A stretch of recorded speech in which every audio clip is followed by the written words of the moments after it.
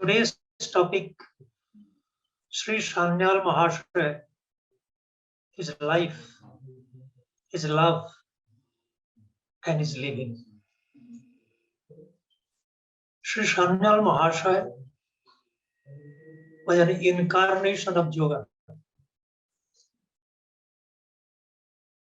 Sri Guruji, having done a lot of research, serious work, in-depth study, has written a book on Sri Sanyal Mahasaya. Sri Sanyal Mahasaya, you can see the front cover of the book.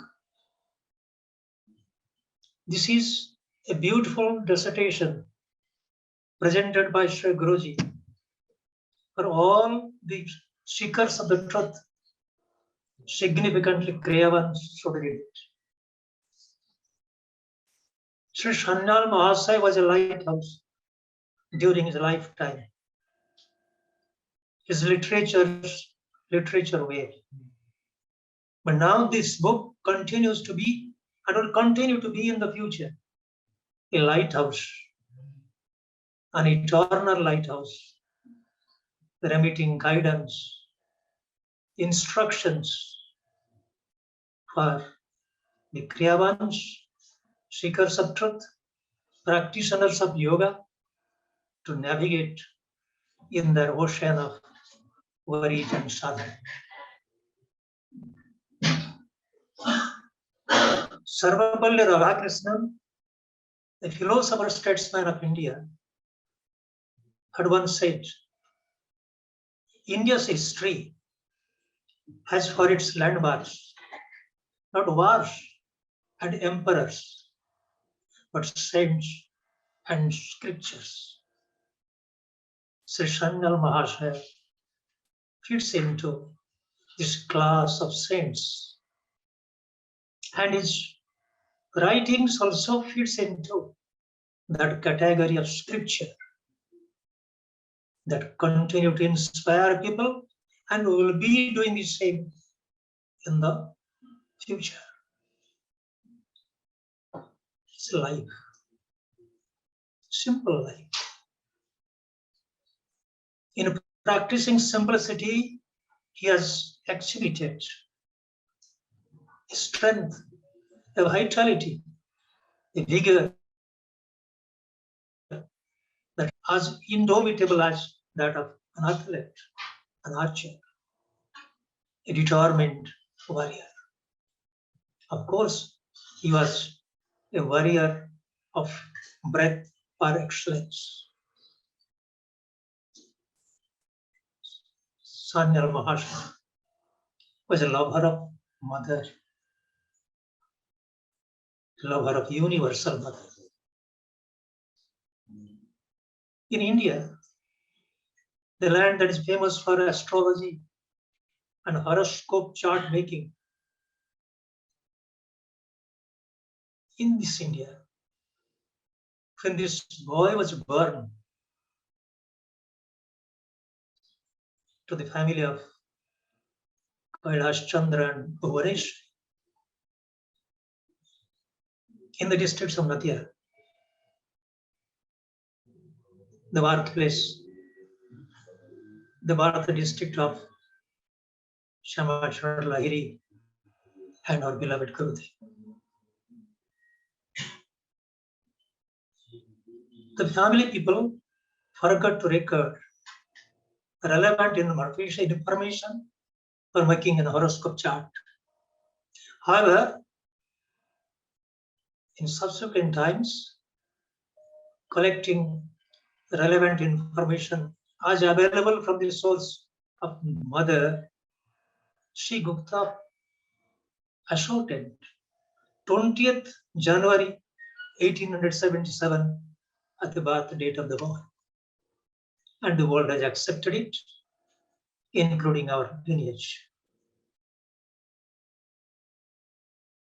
The golden boy, simple boy, truthful boy, humble boy.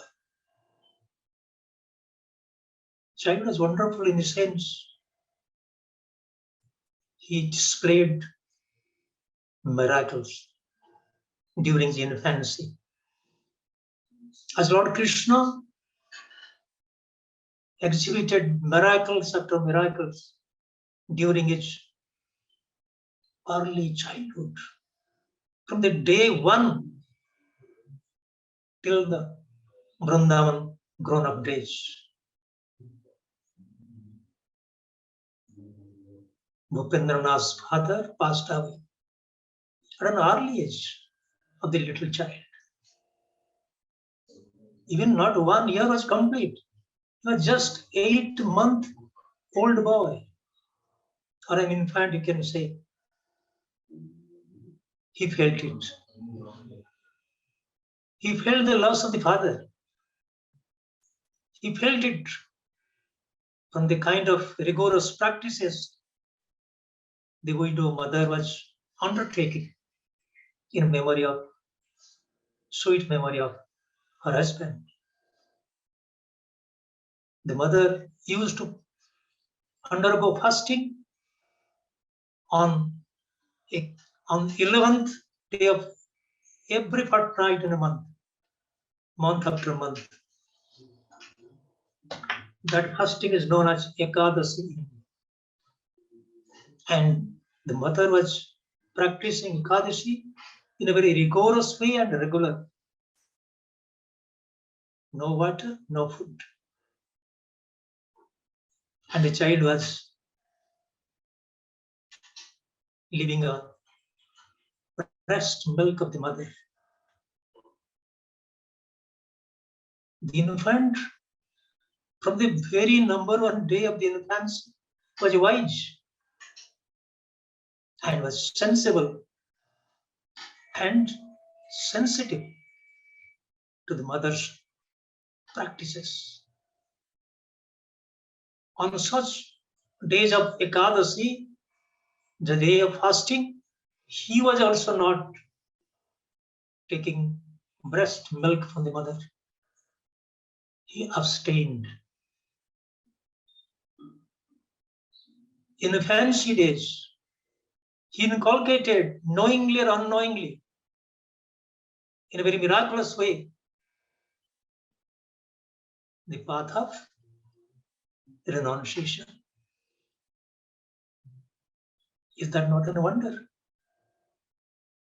I think no infant anywhere on earth so far have exhibited such a kind of model satyagraha to stand united with the mother in practice of her fasting in memory of her husband. Model satyagraha. Not a question of rebel. It's a question of reunion with the mother. It's a question of united devotion. His love of mother is really worth remembering, worth emulating in our life. I don't call upon the world community to address their infants in case of such widow mothers to go the Sanyal way. Modern times, it's not thinkable, not acceptable. But what is the lesson? The lesson is, I must worship my mother. I must respect my mother. I must follow my mother. I must protect my mother's family tradition, my mother's culture, my mother's civilizational customs. I must be in tune with my mother.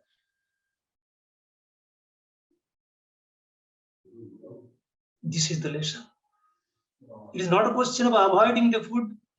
It is not a question of fasting.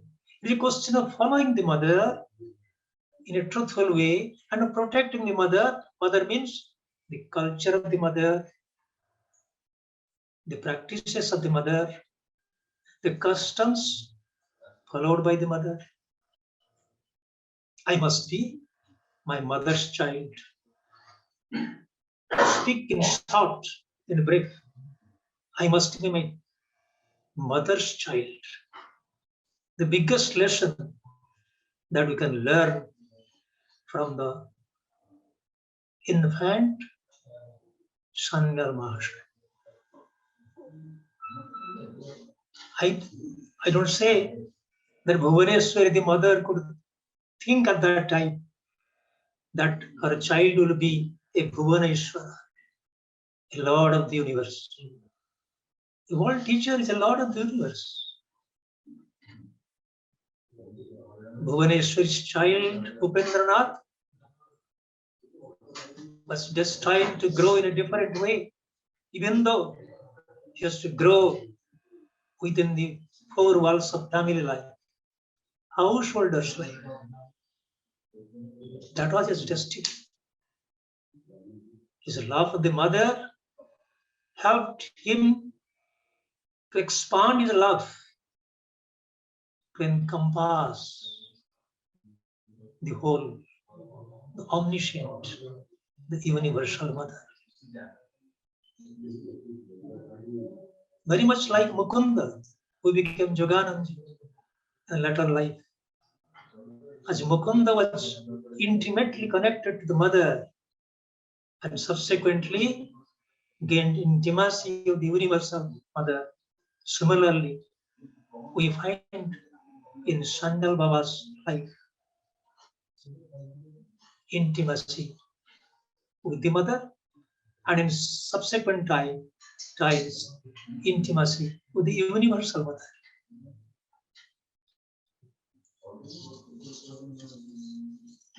Upendranath, as a lover of the universal mother, was thinking of two things: how the mankind can be saved from the miseries, how the mankind can be given a better meat to lead a better life, truthful life, how India can follow its ancient Rishi Jivana, the life of the Rishis, ancient realized masters, teachers, philosophers, seers, saints, how to recover that sense of glory and to rehabilitate a sense of participation in the lines of India's culture and yoga. During his early childhood Bardhaman days, he had a lively darshan of the universal.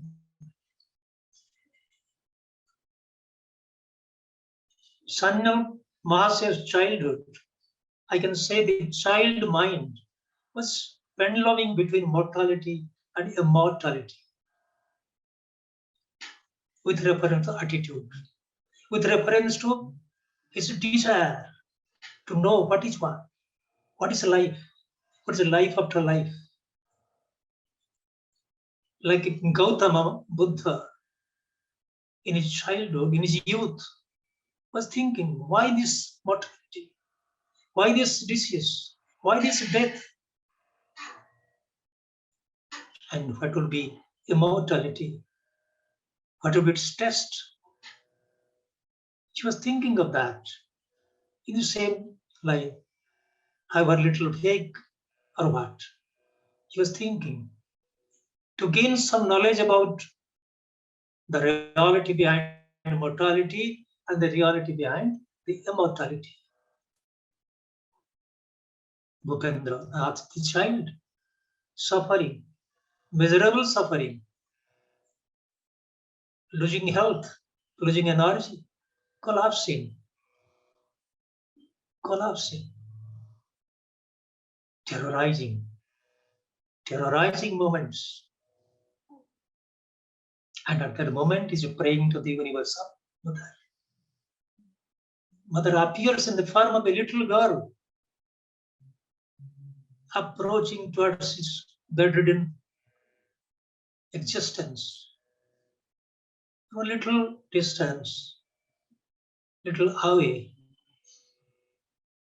he saw the little girl whispering something, however inaudible may be to others. He grasped something which I can't explain. It is not written anywhere. But he had a glimpse of the universal mother and enjoyed the nectar of immortality and understood the futile existence of the mortal life.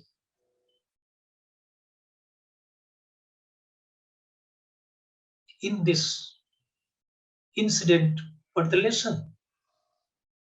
One who cannot love his or her parents, mother and father, elders, teachers, how can he or she say, please the Divine Mother, Heavenly Father? To begin our spiritual journey, we should begin it from the home point, worshipping the mother and the father, elders, teachers.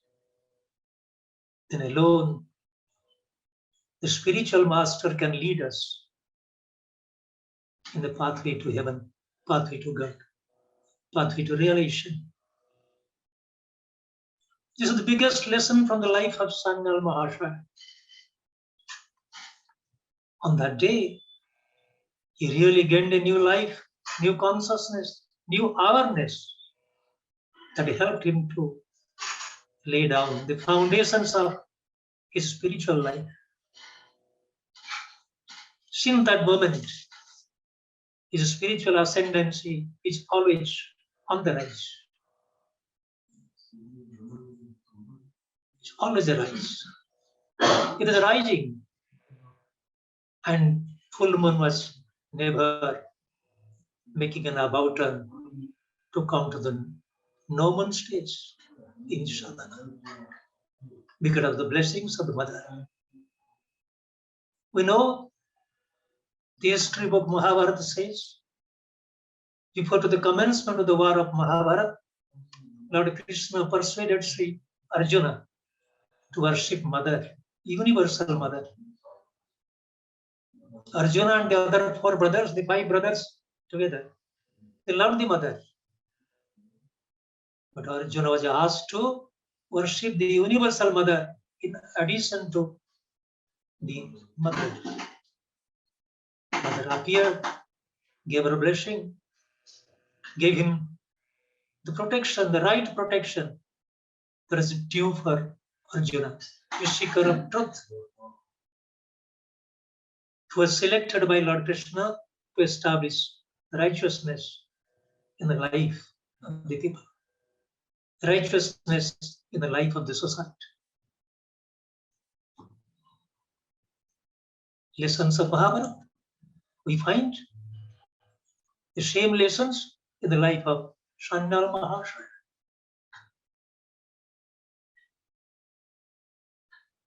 Sanyal Mahasaya was a lover of adjustment with ever-changing situations.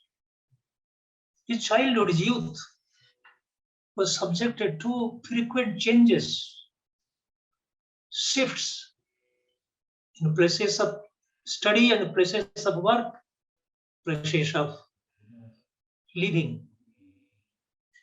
He was not allowed to stay in one place. He was changing. Fate was changing its place, its station of stay, his station of work, his station of study, and the like. Ever changing. And he was trying to adjust. He never rebelled. He accepted this decision of the destiny as a gift of God, as a prasad. Accepted it with love. He was not a rebel child.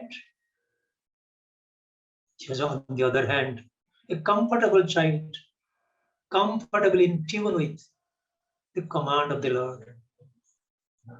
Sanyal Mahasaya, a practitioner of simplicity, a practitioner of hardship, Sri Guruji used to say, no hard toil, no gain.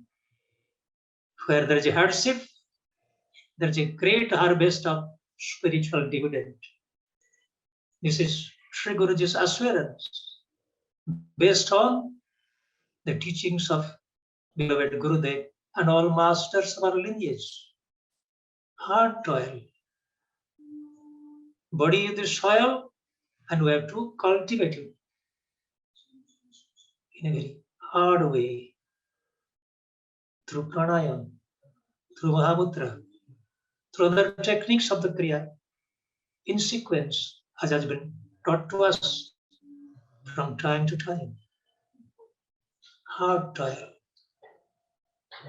Sanyal Mahasaya is a life and teaching which condensed to only one point of distillation.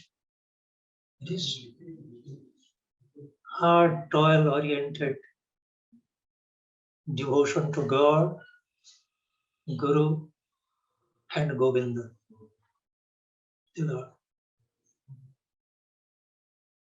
Lover of adjustment. During this period of frequent shifts as regard the place of station, place of work, and stations of study, he gained a fabulous strength to practice the higher principles of yama and niyama. That provided an inner strength to the boy to practice yama and niyama.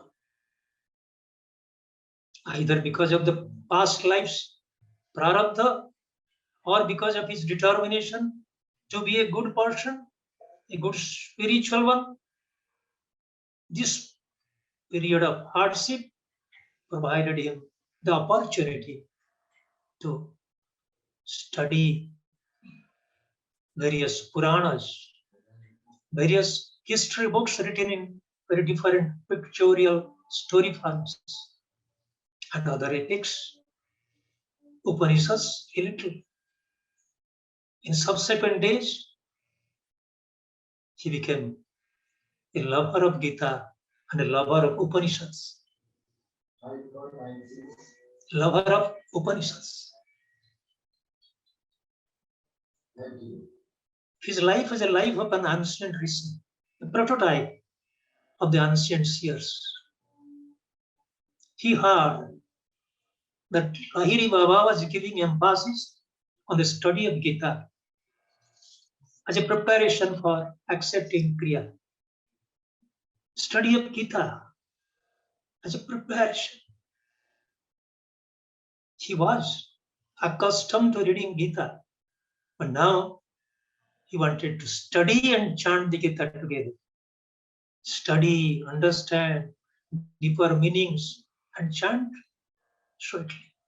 Pranayam and Parayam together. Both should go together. His Parayam, chanting, was loving and lovely.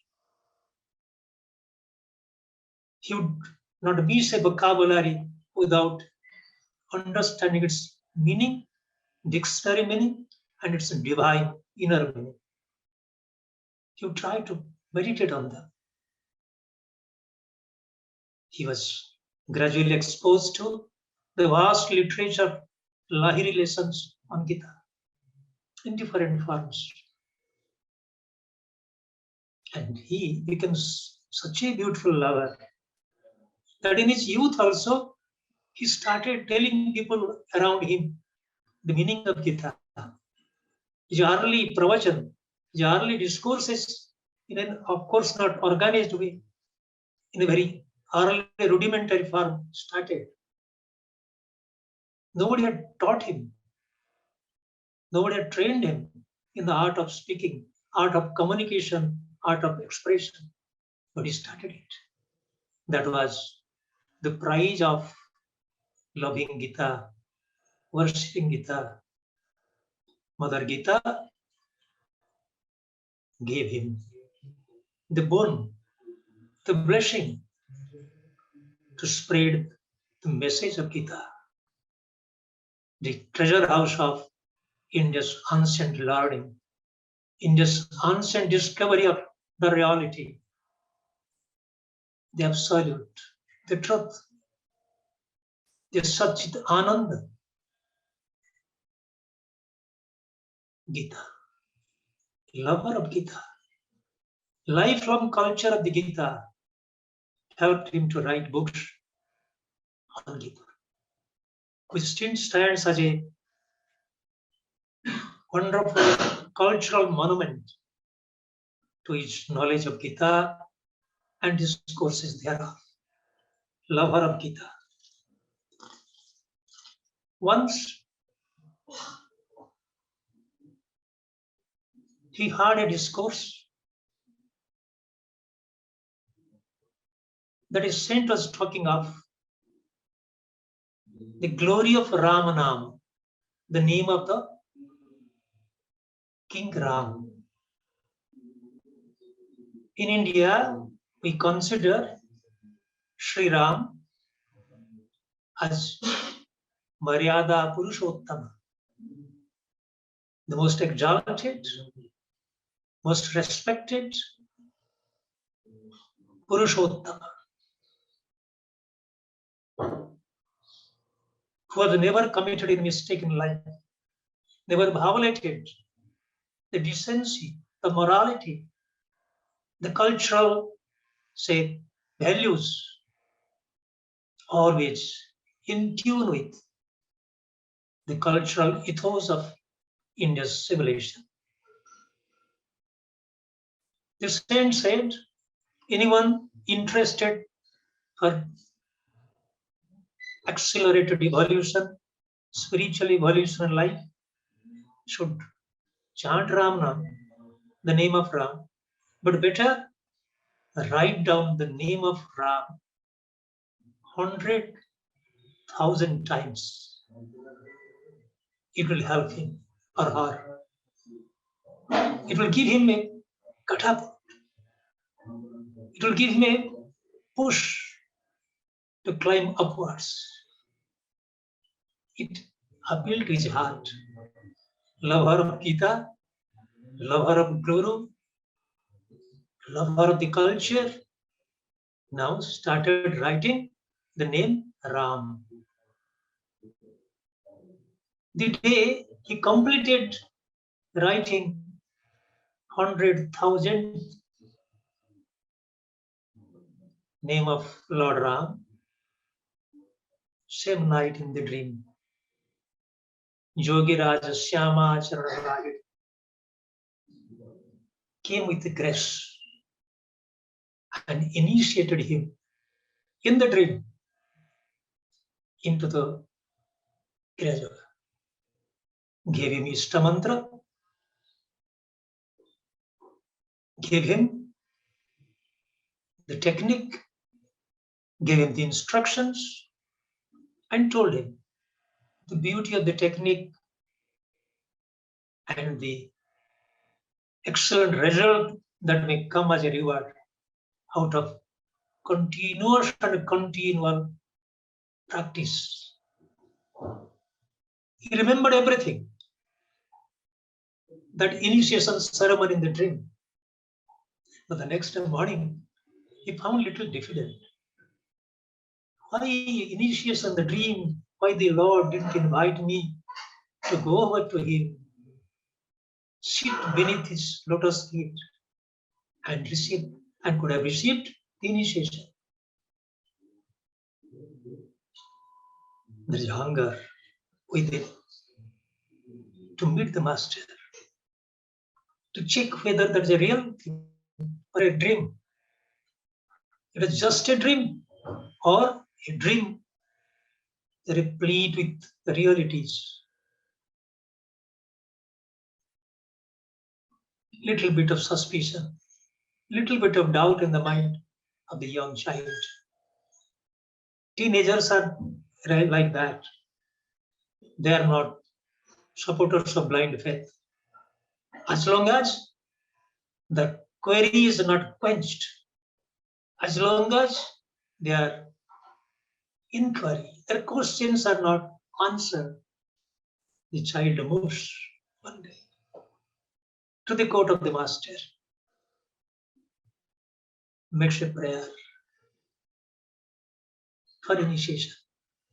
Hello, my little love, are you not satisfied? I've already initiated you. Have you forgotten the day I appeared in your dream and I really initiated you into Kriya Yoga and gave you the technique? Okay, if you are still insisting, I will give you initiation, and he has initiated at a later date on 23rd June 1893. Bhupendranath intensified his practice of the Kriya technique day in and day out.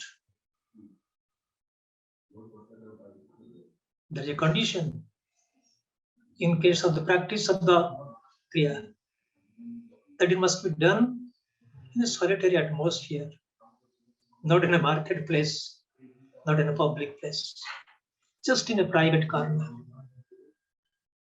He was living in a hostel, in a boarding, young student, difficult to find solitude.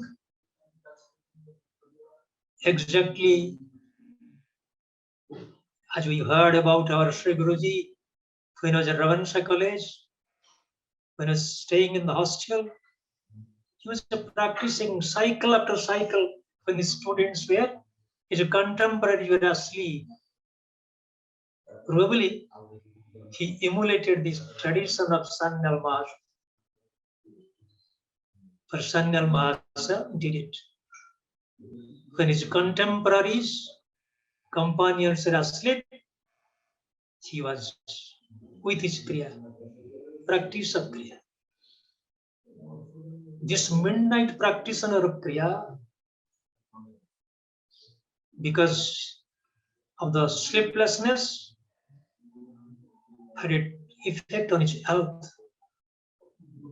It was weakening. Physically, he was a little bit weak, but mentally getting stronger. Looking at this sad picture of the child, his elder sister wrote a letter to Jogiraj Gurudev, my brother, your disciple, rigorously practicing Kriya in the hostel when his friends are asleep. And this longer midnight practice have already causing problem to his physique. I'm at store. I'm a little bit apprehensive. What to do? Jogiraj assures the sister of Bhupendranath, don't worry, nothing harm will happen to the child. His life is made for other things, other works, many great works to come. He will live longer. Don't worry about his life. Don't worry about his health. Let him continue the practice. A sense of surrender. The lesson is a sense of surrender, a deep sense of surrender. The practitioners of Kriya should develop a sense of devotion for the master, no doubt, that is needed. But the devotion to the master should be further charged with the higher particles of surrender, complete surrender. I am at your disposal. Yoganandaji was initially, when he was Mukunda, the practitioner, little bit recalcitrant, unwilling to accept everything that Sri Yukteswarji told him initially, but subsequently there is no his will, only the will of the master. Similarly, Sri Sanyal Mahasaya had united his mind, united his will, united his aspirations, united his goal with the command of the master. Practice Kriya. Practice Kriya. Climb step by step in the ladder of evolution. A command he never defied. Complete surrender. Health or no health, I have to practice. How many of us can do it? This is the greatest lesson from the life of Sanyal Mahasaya. I'm to rise as his grandson, great grandson, in the path of Kriya Yoga. If my great grandfather, Master Sri Sanyal Mahasaya could do it, why not I? The same Kriya gene is with me. I must remember him this way. I must think of him this way. I belong to thee. I belong to the lineage. I belong to Gurudev. I belong to Guruji. If my belongingness to the Guruji is 100%, I belong to the lineage. I will find solace. I will find liberation there. There I will find the darshan of Gurudev and all the masters of the lineage. Surrender. One of the greatest teachings of the life of Sanyal Mahasaya is to surrender. Not to worry about the destiny, the prarabdha, but to be a stronger maker of the new destiny. That is Sanyal Mahasaya. I am my maker of the destiny. I am to make my life greater, brighter, as the command of the master is being realized. I will be a new person, new realized person. Surrender. A lover of the path of surrender, a lover of Guru, a lover of Gita, and finally, you'll find in that, in the life of that of Sri Sanyal Mahasaya, an inner desire. Of course, it cannot be called the goal, spiritual goal, but just a desire that he wanted to become a monk. He's a lover of monk, lover of monkhood, lover of the saffron, lover of the, say, Greek tradition. He was a lover. He wanted to be a monk. He contemplated that he has completed his Garyastha, householder's life, his responsibility towards his home, his better half, his children, his family. Now he should go for sannyasa. In his householder's life, he had completed the second phase and also the vanaprastha, the third phase. So now the fourth phase should be monkhood, accepting monkhood. He has tried many times and have failed. The final effort, final attempt, he goes away to distant Kashi Varanasi, meet a Guru, and seeks to be given monkhood. The day he was supposed to be ordained as a monk, he was almost three-fourth the path have covered. in the process of initiation into monkhood. But his wife, our revered mother, Kalidasi, and Brahmachari Ravinarayan, our beloved Gurudev, both went there. Mother and the child went there and appealed to the Guru that a gentleman sitting here, seeking monkhood, seeking her blessings, have not received the permission from his wife. As such, his petition to grant him monkhood may kindly be dismissed. It was done in favor of Mother Kalidas. And on the return journey, in the course of the conversation, he said, I don't bear any grudge against you, my loving wife.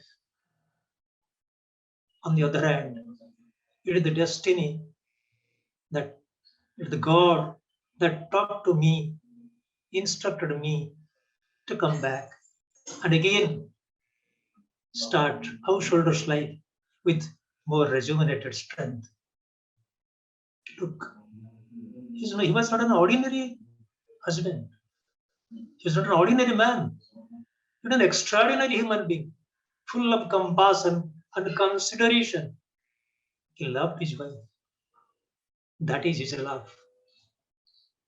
He loved his wife as a husband and as a master, guru. Sri Sanyal Mahasaya had taken all the steps to improve the social life and the spiritual life of our Divine Mother, Kalidasi. When I remember Mother, I also remember Navin Kali. I also remember Jnana Prabha. Three mothers. When I think of Mother, worship of the Mother, these three names come to my mind uppermost. Then I think of Mahalakshmi, Mahasaraswati, Mahamaya Durga. In our lineage, wonderful mothers of our masters, what kind of example they have exhibited, set forth for we to emulate. Mother Kalidasi, from the day of the marriage, was serving her husband with a full sense of surrender. Probably, I am free to say, our master, our beloved Guru, Sri Sanyal Mahasaya learned the deeper sense of surrender from his wife, Kalidasi. Kalidasi used to prepare food, eat breakfast, lunch, or dinner for Sri Sanyal Mahasaya. One day, she could not prepare dal, pulses. And when this lunch was served, he asked, who has prepared this item?